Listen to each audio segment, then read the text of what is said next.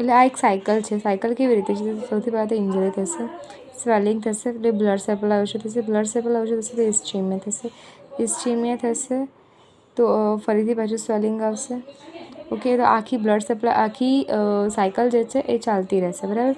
હવે ડાયગ્નોસિસ તમે કેવી રીતે કરશો કે હા કે આ જ કમ્પાર્ટમેન્ટ સિન્ડ્રોમ છે, તો એમાં મેઇનલી ક્લિનિકલી જોવાનું હોય. તો મેઇનલી ક્લિનિકલીમાં કેવી રીતે આપણે જોઈશું કે એમાં બેઝિકલી અમુક ટાઈપના ફ્રેક્ચર્સ છે જેમાં આ કોમન વસ્તુ છે, બરાબર.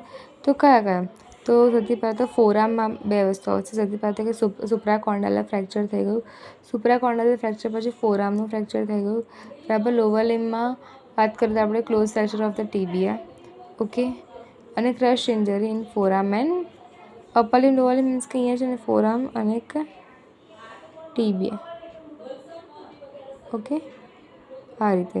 મતલબ આ 4 વસ્તુ કોમન સાઇડ છે કે ત્યાં મતલબ મેઇનલી આવું થતું હોય છે, બરાબર. પછી એમાં આપણે જોઈએ તો સ્ટ્રેચ ટેસ્ટ છે. સ્ટ્રેચ ટેસ્ટમાં શું કરવાનું કે જે સાઈડ આ થયું છે, બરાબર, એની એ જે મસલની એક્શન હોય એની ઓપોઝિટ એક્શન કરાવવાની. એટલે એની સાઈડ પેસિવ સ્ટ્રેચ કરાવશે તો પેશન્ટને એકદમ પેઇન થશે વધારે, ઓકે. પેસિવ સ્ટ્રેચ કરાવશે તો patient will feel pain, okay. એમાં શું થાય છે કે હાઇપોએસ્થેશિયા, જે સેન્સેશન છે ઓછા થઈ જશે, બરાબર, ઓછું ફીલ થશે, બરાબર. મસલ વીકનેસ, નર્વની વીકનેસ, રાઈટ.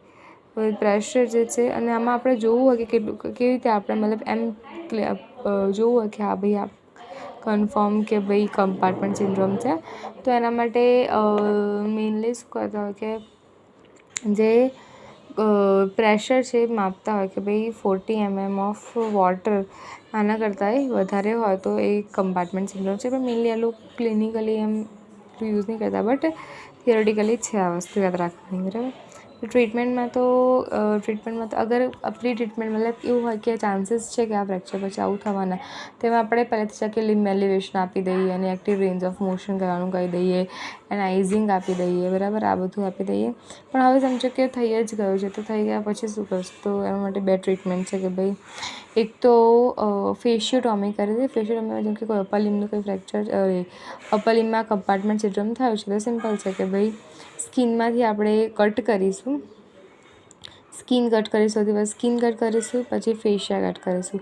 જેવું ફેશિયા કટ કરીશું જે મસલ હોય ને એ પોપ અપ થશે, મતલબ કે આખા મસલ બહાર આવશે, બરાબર. હવે પછી આપણે સીવી એટલે જેવું બહાર આવશે એટલે જે સ્કિનના જે 2 લેયર્સ છે પેલા નજીક હતા એ દૂર જતા રહેશે, કેમ કે બધા મસલમાંથી મતલબ જે પ્રેશર છે ઓછું રિલીઝ થયું છે એટલે મસલ જે છે ઉપર આવ્યા છે, બરાબર.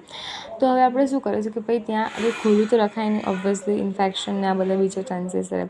તો આપણે શું કરવું પડશે? એમાં આપણે સ્કિન ગ્રાફ્ટિંગ કરવું પડશે, બરાબર. બેઝિકલી આપણે પ્લાસ્ટિક સર્જરી કરવી પડશે અને એને સાંધી દેવાનું, બરાબર, સિમ્પલ. પછી ધારો કે કોઈ લોવર લિમ્બમાં છે, લોવર લિમ્બ હવે અપર લિમ્બ તો છે કે 2 જ કમ્પાર્ટમેન્ટ છે, એમાં મેઇનલી ફ્રેક્ચર કમ્પાર્ટમેન્ટમાં આવું થતું હોય છે. બટ જ્યારે આપણે કહીએ કે ભાઈ લોવર લિમ્બ, તો લોવર લિમ્બમાં એકચ્યુઅલી 3 કમ્પાર્ટમેન્ટ, બરાબર. એન્ટિરિયર છે, એન્ટિરિયર મીડિયલ છે, પોસ્ટિરિયર છે અને લેટરલ છે. એમાં આપણે કેવી રીતે ખબર પડે કે ભાઈ કયામાં થયું છે? તેના માટે એક ફિબ્યુલેક્ટોમી હોય છે, જેમાં જે ફિબ્યુલા હોય એનું લોવર થર્ડ કેવી રીતે જે બી પાર્ટ હોય લોવર થર્ડ પાર્ટ એ કટ કરી દેવાનો અને પછી જે પ્રેશર હોય રિલીઝ થઈ જાય, બરાબર. તો આ મેઇનલી છે અબાઉટ ધ કમ્પાર્ટમેન્ટ સિન્ડ્રોમ.